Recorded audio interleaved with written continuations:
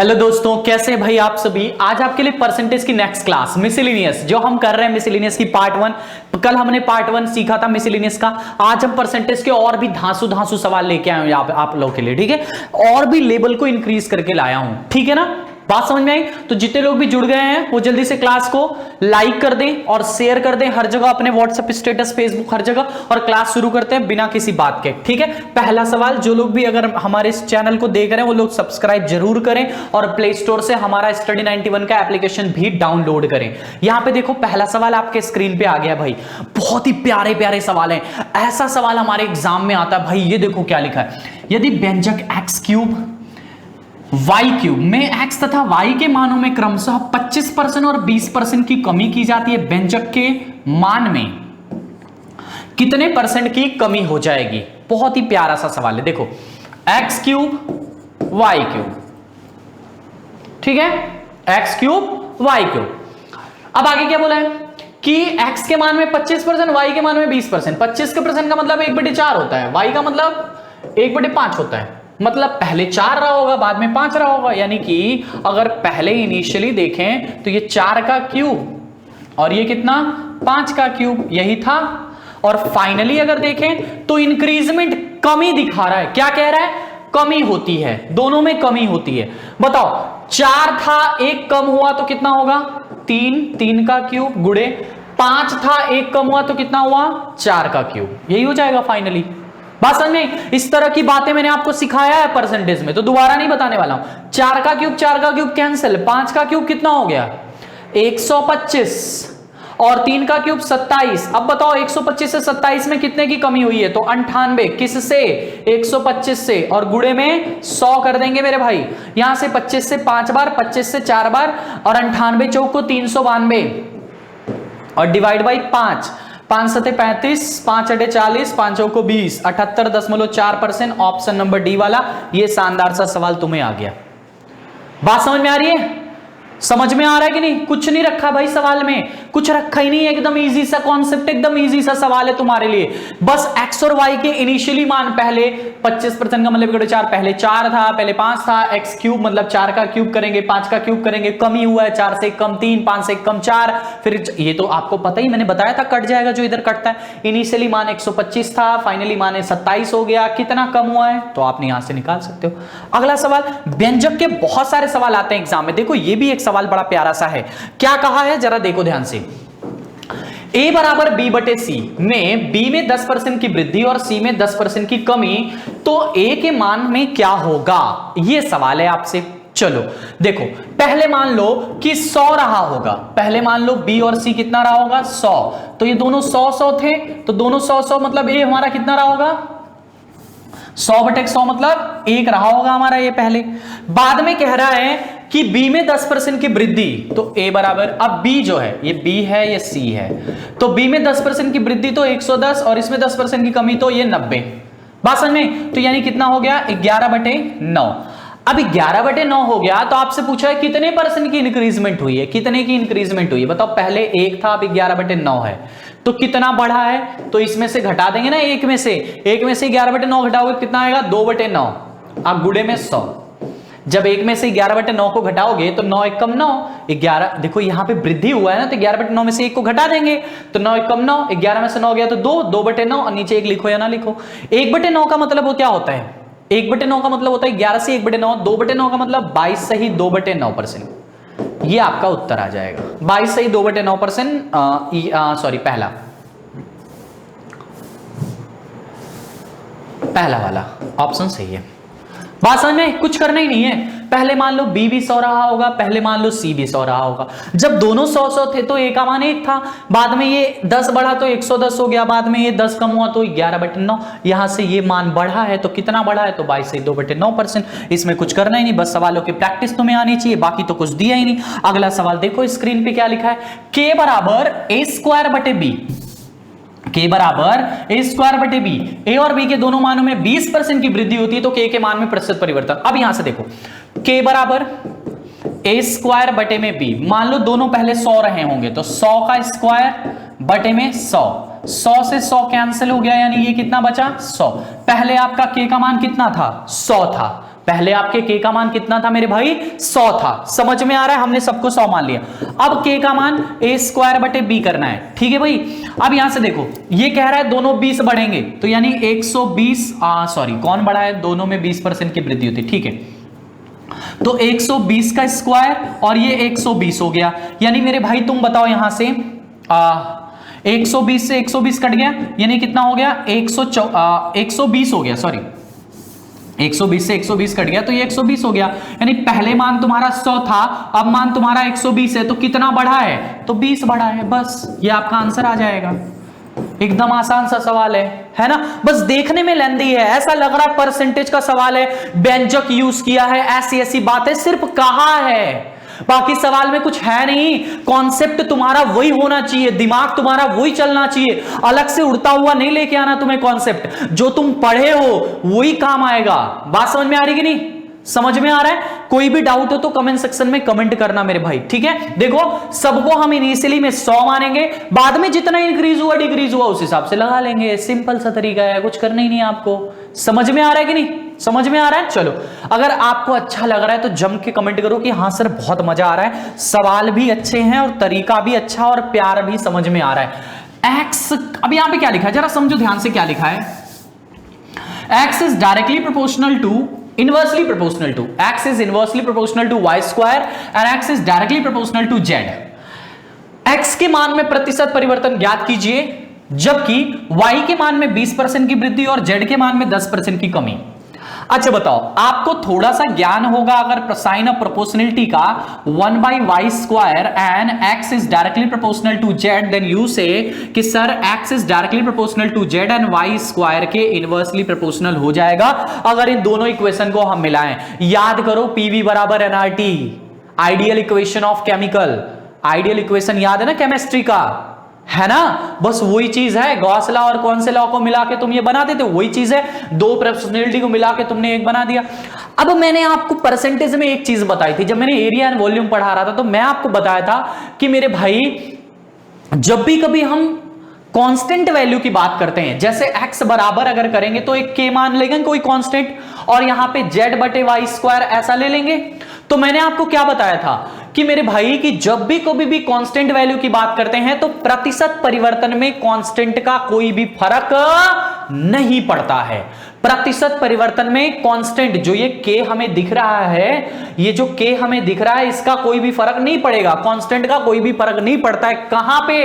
प्रतिशत परिवर्तन में। जब हम बात करते हैं प्रतिशत की बात करते हैं, जब हम प्रतिशत की बात करते हैं तो इस k का कोई भी इफेक्ट हमारे लिए नहीं होगा। यानी फाइनली हम टोटल मिला के देखें तो हमारे लिए क्या बन गया, z/y², ये हमारे लिए फाइनली मिलके बना है। अब इसी को हम मान के यहां पे सवालों को लगाएंगे, देखते हैं इसी को मान को हम सवालों को लगाएंगे, जरा समझो कैसे लगाएंगे। यहां से देखो क्या कह रहा है, अब यहां से आपने क्या बना लिया, x बराबर z/y², ये तुमने बना लिया। पहले मान लो दोनों 100 रहे होंगे तो x बराबर 100/100 का स्क्वायर, 100 से 100 कट गया यानी 1/100। पहले आपका मान कितना था, 1/100 था x का मान। अब यहां से x का मान कितना हो जाएगा, कह रहा है कि y के मान में 20% वृद्धि और z के मान में 10% कमी, है ना। y के मान में z 20% वृद्धि, और यहां पे देखो ये z/y² है, y के मान में 20% वृद्धि, z के मान में 10% कमी, ये तो z में 10% कम कर दोगे तो 90 हो जाएगा। अब 20% की वृद्धि मतलब 120 का स्क्वायर हो जाएगा। अब इसको तुम्हें कैलकुलेट करना है, यहां से देखो ये कितना हो जाएगा, 90/144 और 2 जीरो और लग जाएंगे, 1 जीरो से 1 जीरो कट गया, सॉरी मत काटो, कैलकुलेशन इजी बनाएंगे, है ना। 90/144, देखो 12 का स्क्वायर 144 और 2 जीरो और लग जाएगा। यानी अब तुम्हें बताना है कि पहले तुम्हारा मान 1/100 था, अब तुम्हारा मान 90/144, 90/14,400 हो गया। तो तुम्हारा मान इंक्रीज हुआ है कि डिक्रीज हुआ है ना। क्या कह रहा है कि तुम्हारा मान इंक्रीज हुआ है कि डिक्रीज हुआ है। अब जरा मुझे बताओ, 1/100 पहले था और अब इतना है, यानी तुम्हारा मान तो कम हुआ है ना, कॉमन सी बात है। तो देखते हैं कितना कम हुआ है। तो 1/100 में से तुम्हें क्या करना है, 90/144 00 को घटाना है और नीचे 1/100 लिखना है गुणे में 100। यही ना करते हैं भाई, इससे ये कितना कम है तो यानी इसमें से इसको घटा देंगे, किससे, तो स्टार्टिंग वाले से, तो स्टार्टिंग वाले को नीचे लिख देंगे। बात समझ में आ रही है? यहां के बाद अब तुम्हें कैलकुलेशन है, सिर्फ 144 इधर चला जाएगा। देखो 2 जीरो इसमें भी है, 2 जीरो इसमें भी है, तो बटे में 100 तो नीचे आ गया, सॉरी अगर इन दोनों का लसा लें तो 114,400 आ जाएगा। ठीक है, अब 100 इसमें है तो 144 यहां, माइनस में 90 यहां, डिवाइड बाई 1/100 हो गया।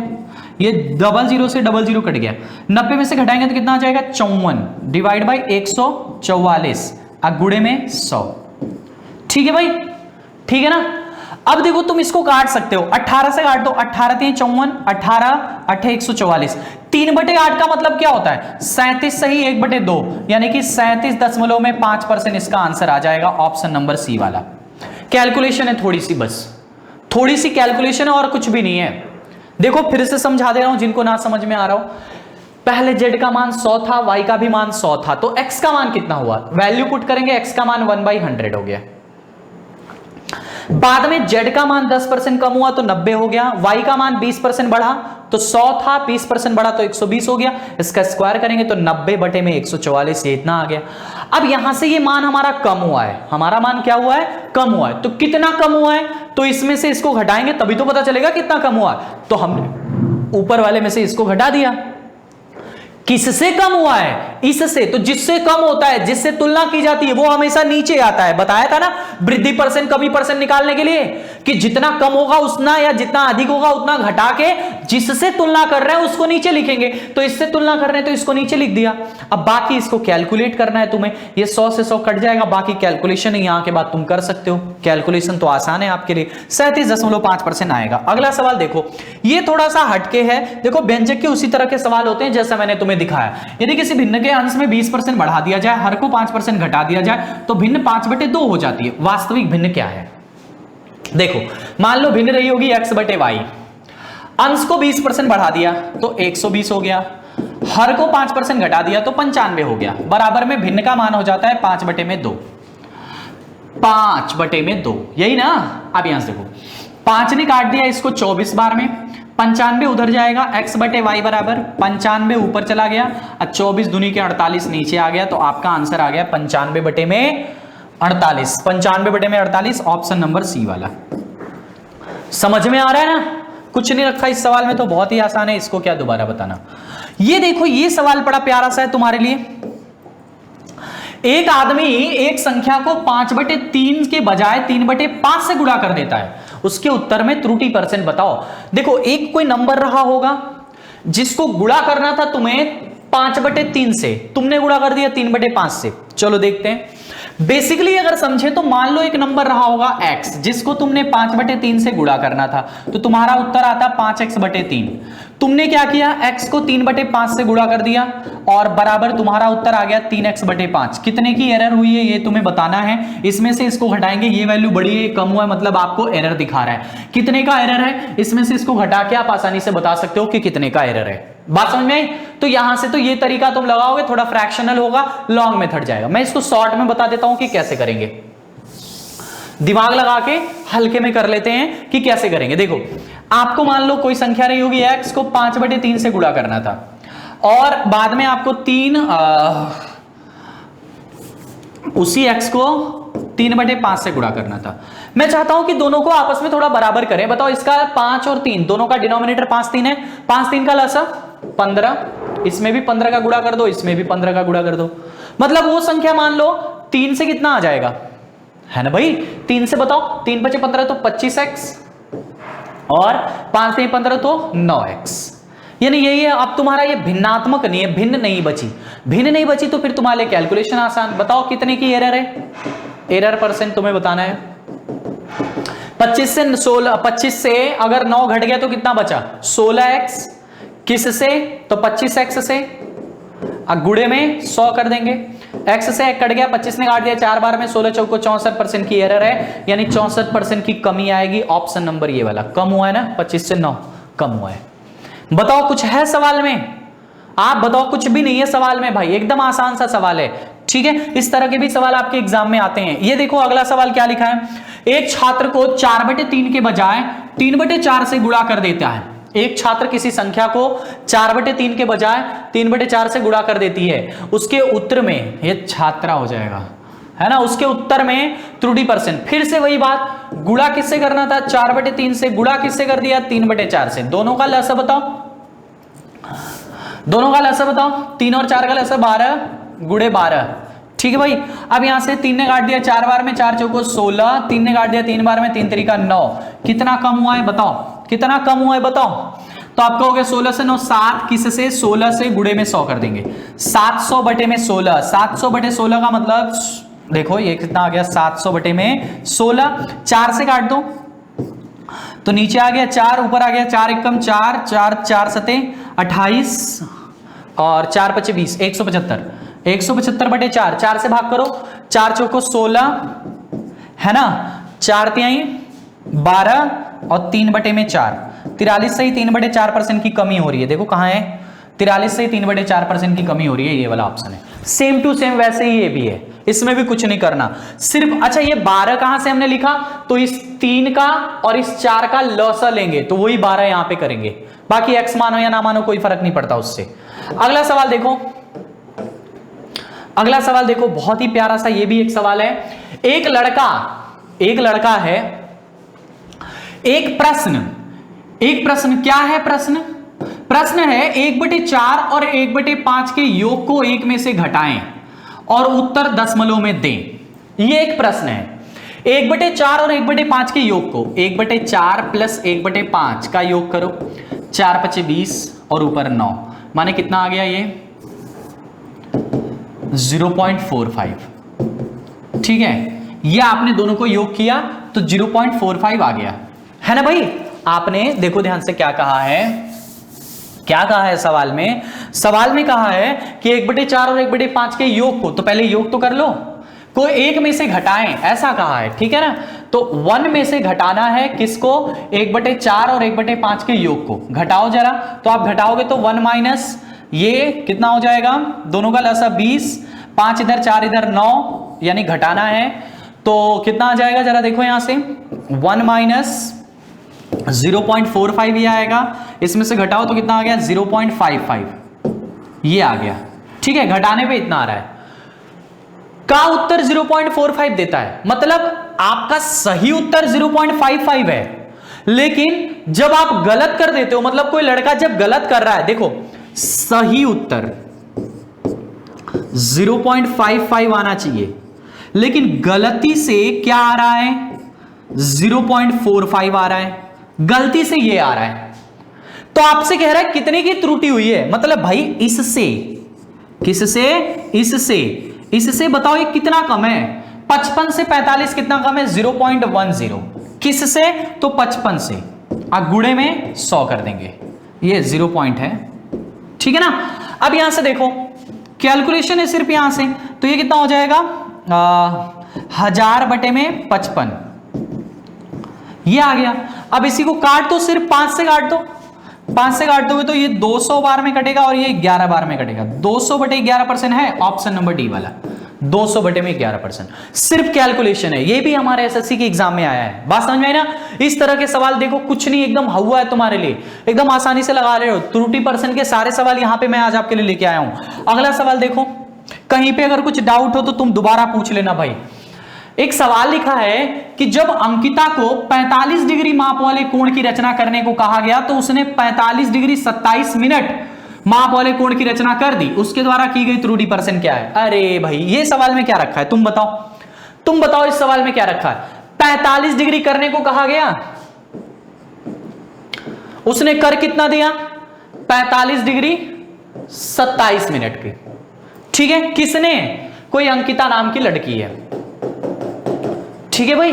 चलो देखते हैं, मतलब 45 डिग्री था और उसने 45 डिग्री 27 मिनट कर दिया, यानी कितना एरर किया उसने, एरर किया कि नहीं किया, किया है, बिल्कुल किया है। 45 करना था और 45 27 कर रहे हो, मतलब एरर कर रहे हो, कितना एरर कर रहे हो वही आपको बताना है, एरर %।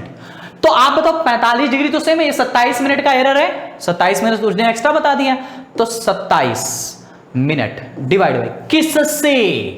45 से। तो 45 डिग्री और गुणे में 100। अच्छा एक बात बताओ, एक मिनट में है, दूसरा डिग्री में है, क्या कैलकुलेशन सही हो पाएगी? नहीं।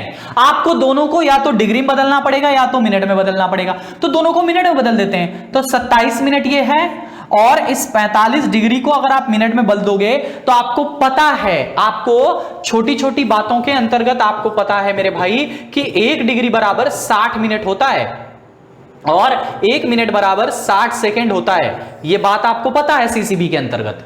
बात समझ में? तो 1 डिग्री बराबर 60 मिनट, तो 45 डिग्री बराबर गुणे में 60 कर देंगे और गुणे में 100 यहां है, तुम्हारा आ जाएगा उत्तर। देखो 0 से 0 कट गया, 9 तिरिक 27 और 9 पचे 45, 5 दूनी के 2, अब 3 से काट देंगे तो 2, अब 2 से 2 कट गया यानी 1%। 1% का एरर है, 1% यानी ऑप्शन नंबर बी वाला। कुछ नहीं है, 27 डिग्री है, 27 मिनट है, 45 मिनट को डिग्री में बदल लो बस, और तो कुछ करना नहीं सवाल में। ठीक है भाई, समझ में आ रहा है? अगला सवाल देखो, बहुत ही प्यारा सा सवाल है ये वाला भी। क्या लिखा है? गणना में प्रतिशत त्रुटि क्या है? अगर त्रिशा एक संख्या n को 3 गुणे 1/2 की बजाय 2 गुणे 1/3 से गुणा कर देती है तो कितने की त्रुटि हुई है? और देखो कहां आया है, यूपीएसआई 19 दिसंबर 2017, बैच नंबर 3 बैच नंबर 2 मतलब सेकंड शिफ्ट में आया था। यूपीएसआई 19 दिसंबर 2017 के पेपर में, मतलब जो इससे पहले वाला, अभी तक तो यूपीएसआई 2017 के बाद हुआ नहीं, मतलब जो एग्जाम 2017 वाला हुआ था उसमें यह सवाल आया यूपीएसआई का। बात समझ में? प्रतिशत से त्रुटि के रूप में जो सवाल आया था। चलो देख लेते हैं क्या है। कह रहा है कि गुणा किससे करना था? 3 गुणे 1/2 से। ठीक है, अब गुणा कर दिया 2 गुणे 1/3 से। ये कितना आ रहा है? 3/2 और ये कितना आ रहा है? 2/3। अभी तो इस तरह का सवाल तुम्हें बताया था, अभी तो सवाल बताया था 2 और 3 का लसा 6, तो गुणे 6 कर दो, गुणे 6 कर दो। ये इसका डिनोमिनेटर 2 है, इसका डिनोमिनेटर 3 है, इन दोनों के हरों का हमने लसा लेके गुणे 6 किया है। अब बताओ, 2 ये काट दिया 3 बार में, 3 त्रिका 9, ये बताओ 3 दूनी के 2 दूनी के 4, यानी पहले 9 था अब 4 है। कितने का एरर है? कितने की त्रुटि है बताओ? 5 की। किससे? तो 9 से। गुणे में 100 कर देंगे, बस यही तो है। अब 1/9 का मतलब कितना होता है? या तो तुम डायरेक्टली ऐसे कर दो, 500/9, 9 पचे 45 और 9 पचे 45, 10.9 पचे 45, 10.9 पचे 45, 55.55% आ रहा है, मतलब उत्तर कितना हो जाएगा? 55.55, ऑप्शन नंबर डी वाला। बात समझ में आ रही भाई? प्रैक्टिस कर रहे हैं इसलिए क्लास को थोड़ी लेट जल्दी से लेके चल रहे हैं, क्योंकि प्रैक्टिस में आपको भी प्रैक्टिस करना है ऐसे ही सवालों के। बात समझ में? प्रैक्टिस सेशन है हमारा, पढ़ा चुका हूं, कॉन्सेप्ट बहुत धीरे से पढ़ाया हूं, बहुत प्यार से पढ़ाया हूं, प्रैक्टिस भी धीरे से नहीं पढ़ाऊंगा क्योंकि वो तुम्हें खुद से भी करना है, सवालों के अलग अलग तरीके लेके आना है। समझ में आ रहा है? बात समझ में? तो आज हमने यहां पे 10 सवाल की जो त्रुटि से आते हैं, जो त्रुटि, जो एरर से सवाल आते हैं, एरर परसेंट से, उस तरह के जितने सवाल जिस भी एग्जाम में आए प्रतिशत से, उस सारे सवालों को हमने यहां पे कवर किया। बात समझ में? जिनको भी क्लास समझ में ना आए, कहीं भी किसी सवाल में डाउट हो, वो कमेंट सेक्शन में कमेंट करना, और अगर क्लास पसंद आए तो लाइक शेयर जरूर करना। जो लोग चैनल पे नए हैं वो प्लीज चैनल को सब्सक्राइब करें। डेली रात को 10 बजे मैथ्स बाय शुभम सिंह की क्लास आती है, स्टडी 91। आप हमारा प्ले स्टोर से एप्लीकेशन भी डाउनलोड कर सकते हैं, स्टडी 91 प्ले स्टोर पे लिखिए, वहां पे आपको फ्री मॉक टेस्ट, सभी वीडियो क्लासेस और सारे ब्लॉग, सारे करंट अफेयर्स की टेस्ट, हर एक चीज अवेलेबल है फ्री ऑफ कॉस्ट। बात समझ में आ रही? तो मैं होप करता हूं कि क्लास आपको अच्छी लगी होगी। Thank you, enjoy, love you, good night, sweet dream.